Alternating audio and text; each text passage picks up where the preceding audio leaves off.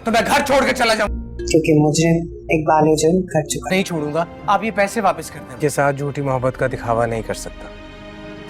अब जिंदगी को जिंदगी की तरह जी के देखा। जिंदगी में आगे जाए, मूव ऑन करें। मौसिला हसरत के आने वाले एपिसोड में आप देखेंगे कि फबिया की तबाही तो अब शुरू हो ही चुकी है।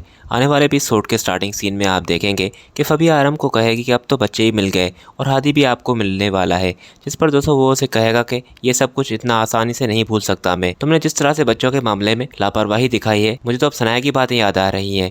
जिस पर फबिया यहाँ पर भड़क उठेगी और उसे कहेगी कि सनाया सनाया सिर्फ सनाया का ही नाम ले रहे हैं आप कब से, अब वो चली गई यहाँ से, अब उसका नाम लेना बंद कर दे, आपकी ज़िंदगी में मैं हूँ, आपको मुझे तवज्जो देनी चाहिए। आरम उसे कहेगा कि देखो फबिया, मैंने ये शादी सिर्फ इसलिए ही की थी ताकि तुम मुझे और बच्चों को टाइम दे सको, पर मैं देख रहा हूँ कि तुम बच्चों के मामले में बिल्कुल भी सीरियस नहीं हो। यहाँ पर दोस्तों फबिया जब ये कहेगी कि तो वो मेरे बच्चे थोड़ी हैं, मैं किस तरह से उन्हें, मैं भी इंसान हूँ आखिर, उनकी माँ क्यों नहीं उन्हें संभालती। और फिर आरम जब ये सारी बातें सुन लेगा तो फबिया कहेगा मुझे तुमसे ये उम्मीद बिल्कुल नहीं थी, मैं सच में आज पछता रहा हूँ तुमसे शादी करके। उसके बाद नेक्स्ट सीन में आप देखेंगे कि आरम जाएगा सनाया के पास और सनाया को कहेगा कि मैं यहाँ पर बच्चों को लेने आया हूँ और तुम भी मेरे साथ ही चलोगी। तो सनाया कहेगी कि मैं नहीं चल सकती तुम्हारे साथ, और रही बात बच्चों की, तो बच्चे मैं अपने आप से दूर नहीं करूँगी, अब मुझे फबिया पर कोई एतबार नहीं है।